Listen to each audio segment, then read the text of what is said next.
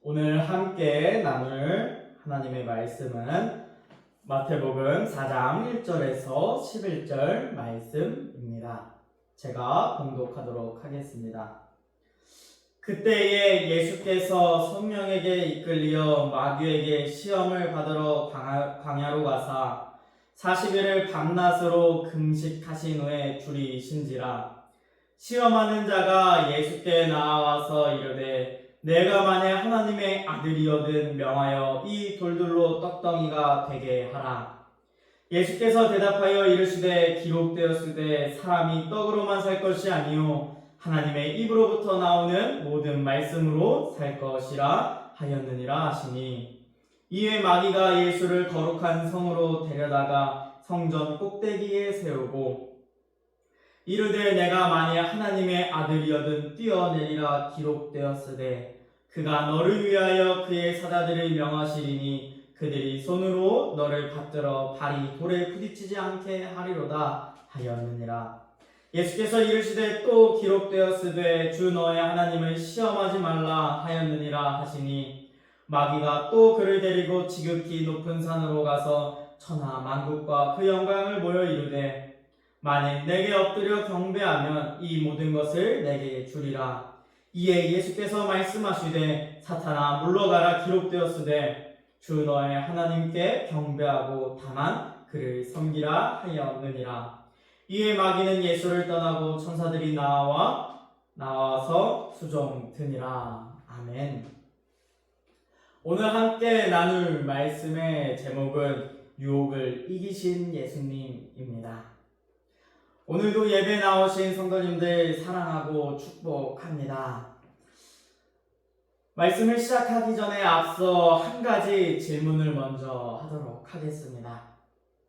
마귀는 언제 우리를 믿음에서 벗어나게 하고 또 넘어뜨리려 할까요? 가장 심하게 믿음에서 벗어나게 하고 넘어뜨리려고 하는 시기는 우리가 가장 은혜를 받았다 할 때입니다. 영적으로 가장 충만하다라고 생각할 때 마귀의 유혹이 찾아온다는 것이죠. 이렇게 해도 네가 믿음에서 안 떠나? 이렇게 해도 너가 지금 은혜를 받았다고 생각해? 라는 그것으로 마귀는 사람들의 마음을, 그리스도인들의 마음을 그렇게 유혹하고 빼앗는다라는 것이죠. 오늘 우리보다 먼저 유혹을 받으시고 그 유혹을 이기신 분이 계십니다. 그분이 바로 예수님입니다. 오늘 예수님을 통해서, 유혹을 받으시는 예수님을 통해서 어떻게 유혹들을 이겨나가는지, 또한 유혹의 종류는 무엇인지를 살펴보고 우리 그리스도인들도 예수님을 따라 유혹을 이기며 살아가시기를 축복합니다. 유혹을 이기신 예수님, 첫 번째는 육체의 유혹입니다. 마태복음 4장 1절에서 3절 말씀입니다. 그때 예수께서 성령에게 이끌려 마귀에게 시험을 받으러 광야로 가사 40일을 밤낮으로 금식하신 후에 줄이신지라. 시험하는 자가 예수께 나와서 이르되 내가 만일 하나님의 아들이거든 명하여 이 돌들로 떡덩이가 되게 하라. 아멘. 예수님께서 40일이라는 시간을 금식하신 후에 마귀의 유혹을 받게 됩니다. 그때 마귀는 예수님께 가장 필요한 것으로 예수님을 유혹합니다. 배고픔을 해결하기 위하여 돌들로 떡덩이가 되게 하라라는 것이죠. 마귀는 예수님께 지금 당장 가장 필요한 것이 먹고 사는 문제라는 것으로 예수님을 유혹하고 있는 것이죠. 그럴 때 예수님은 이렇게 마귀에게 대답합니다. 마태복음 4장 4절 말씀입니다. 예수께서 대답하여 이르시되 기록되었으되 사람이 떡으로만 살 것이 아니요 하나님의 입으로부터 나오는 모든 말씀으로 살 것이라 하였느니라 하시니. 아멘. 예수님께서는 사람이 살아감에 있어서 가장 중요한 것을 먹고 사는 것으로 여기지 않았다라는 것을 보여줍니다. 그렇다고 하여 먹는 것이 중요한 것이 아니다라는 것이 아니라는 것이죠. 그러나 그것보다 중요한 것이 있다면 그것이 하나님의 말씀으로 사는 것이 먼저 되어야 함을 오늘 성경을 통해 이야기하고 있습니다. 이 시대를 돌아보면 이 시대에 닥친 큰 유혹은 먹고 사는 것 아닙니까? 이 시대 그리스도인들에게 던져진 유혹이자 시험은 바로 먹고 사는 것입니다. 직업과 직장을 선택할 때에 주일 성수를 지켜낼 수 있는가를 가장 먼저 살펴보고 그것을 중요하게 여기며 직장과 또 직업을 선택하십니까? 아니면 얼마나 많은 연봉을 받고 얼마나 복지를 잘해주는 회사인가를 먼저 살펴보고 계십니까? 혹 내가 가장 가까운 거리에 있는 나의 주거의 상태에 따라 직업을 선택하고 또 직장을 선택하고 있진 않습니까? 학생들은 어떻습니까? 시험 때만 되면 가장 중요하게 여기는 것은 다음에 있을 시험이라는 거죠. 그래서 학원과 과외 공부한다는 이유로 주일 성수를 하지 않는 경우들이 대부분이 요즘 경우들입니다.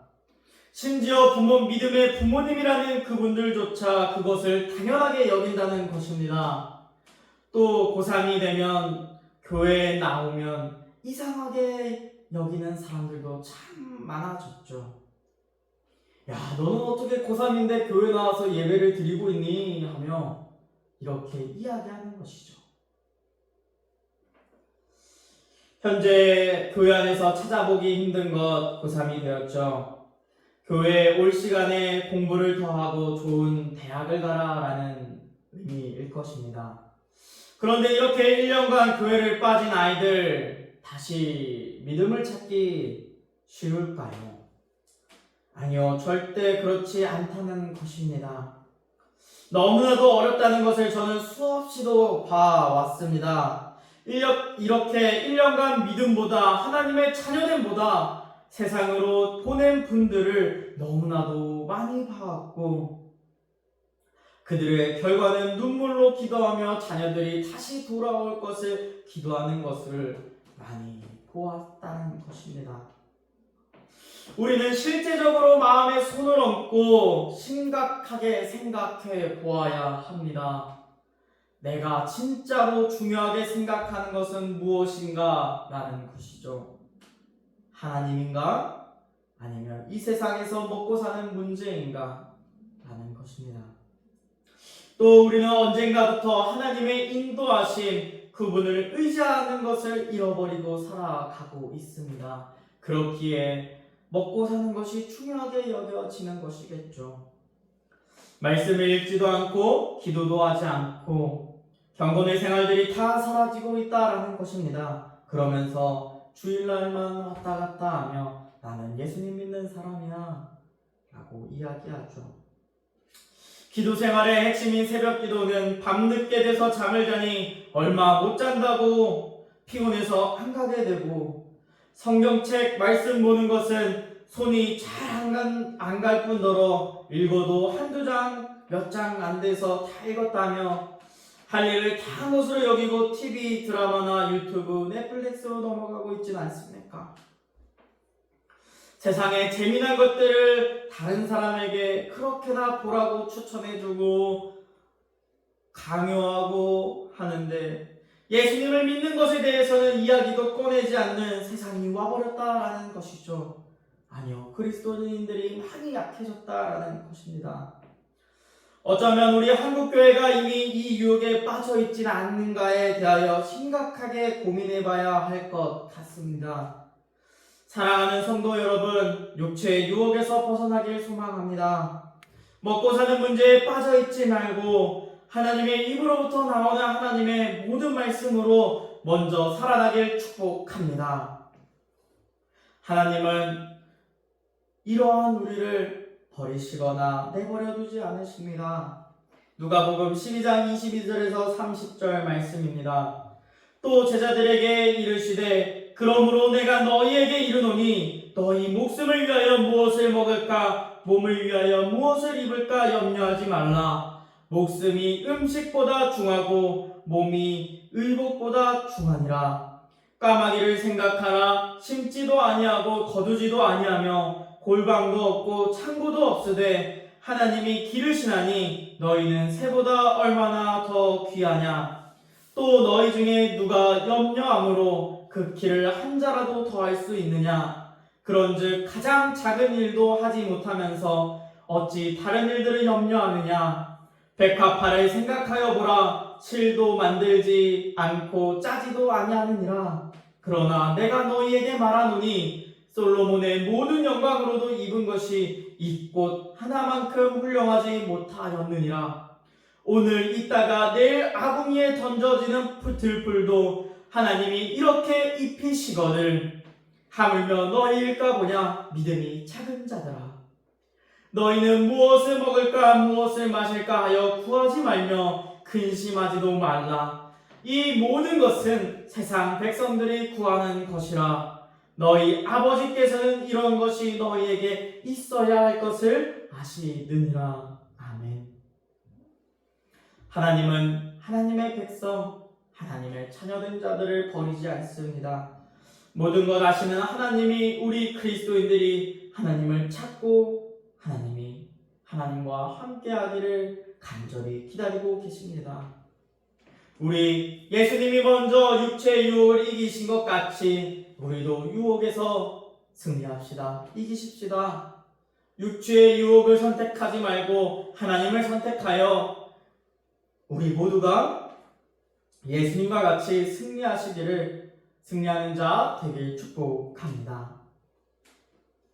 그 다음으로는 마귀는 더욱더 심화된 유혹을 시작합니다.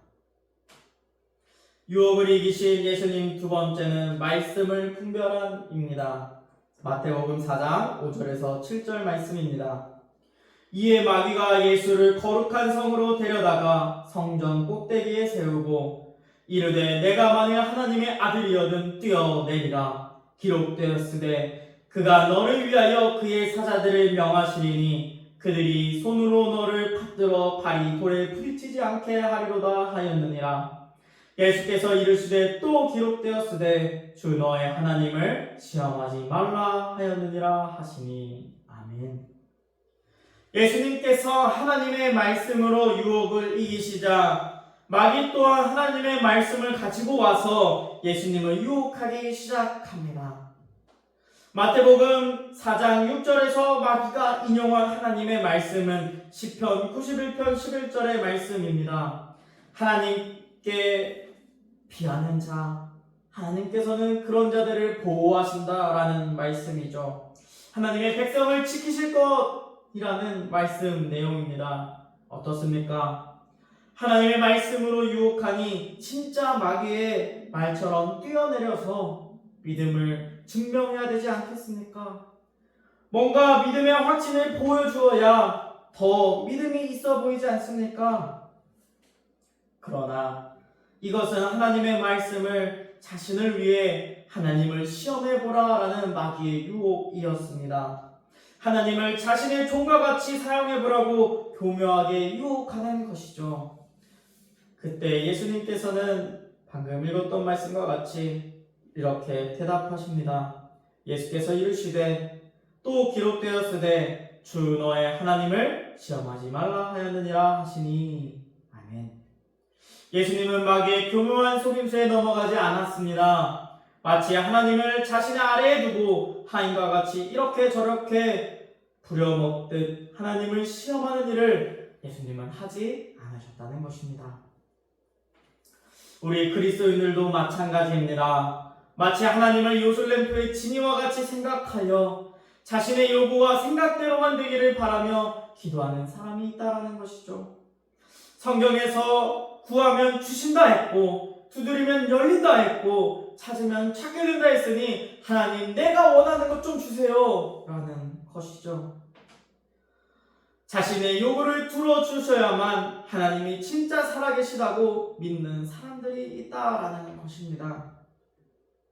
이런 사람들의 특징은 예수님을 믿기 전보다 자신의 상황이 나아지지 않거나 더 어려움을 당하게 되면 예수님을 떠나버리게 된다는 것이죠. 실제로 몇몇 이러한 성도님들을 보기도 했었습니다. 우리는 하나님의 말씀을 잘 안다고 생각하지만 하나만 알고 모를 때가 너무나도 많다라는 것입니다. 마귀의 말대로 하나님의 말씀이 이렇다는데 라고 이야기하면 그렇게 마귀가 이야기했을 때 예수님처럼 우리는 그 말씀을 반박하며 진짜 하나님의 말씀으로 분별할 수 있겠냐라는 것입니다. 이단에 빠지는 기독교 사람들의 대부분이 잘못된 성경의 해석과 성경 공부를 통해 이단에 빠진다고 합니다. 말씀의 분별력이 없는 것이겠죠. 사이비나 이단들의 특징들을 보면 마귀들과 같이 성경의 단편만을 이야기하며 그것이 전부인 것처럼 그럴싸하게 이야기한다는 것입니다. 제가 군대에 있을 때도 이런 신천지에 관련된 친구를 만나게 돼서 그때에 어떻게 신천지에 들어가게 됐냐라고 이야기를 들었을 때 성경 공부와 또 성경과 지금 현대의 우리나라를 살펴보면 이렇다라고 하면서 그런 식으로 빠져들었다고 합니다. 그러나 그들의 말은 단편만을 이야기하며 성경만을 이야기하지 않습니다. 그럴싸하게 이야기하는 것들이죠. 성경은 전체를 통해 보는 것이지 어느 구절 하나로 이야기하지 않는다라는 것과 오직 예수님 외에는 구원자가 없음을 이야기합니다. 그러나 사이비와 이단은 다릅니다.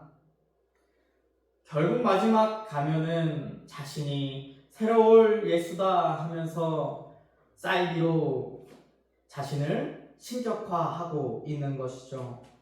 성경은 절대 그렇게 이야기하고 있지 않다는 것입니다. 그렇다면 말씀을 분별하기 위해서는 어떻게 해야 합니까? 먼저는 성경을 읽어야 합니다. 많이 볼수록 좋습니다. 보면 볼수록 영적으로 더 좋은 것이 말씀을 읽는 것입니다. 듣기도 많이 들어야 하지만 소리내서 읽는 것이 가장 좋습니다.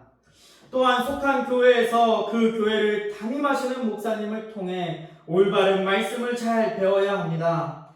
각 교회의 필요를 아시고 채워주시는 하나님이시기 때문이죠. 그리하여 하나님의 말씀을 오해하거나 시험하지 않고 잘 지켜나가는 모든 그리스도인들이 되길 축복합니다.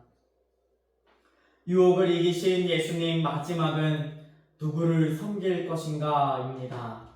마태복음 4장 8절에서 9절 말씀입니다. 마귀가 또 그를 데리고 지극히 높은 산으로 가서 천하만국과 그 영광을 보여 이르되 만일 내게 엎드려 경배하면 이 모든 것을 내게 주리라. 아멘. 마귀는 마지막으로 예수님을 유혹하기 위하여 천하만국과 그 영광을 보여주며 자신에게 경배하면 모든 것을 주겠다라고 합니다.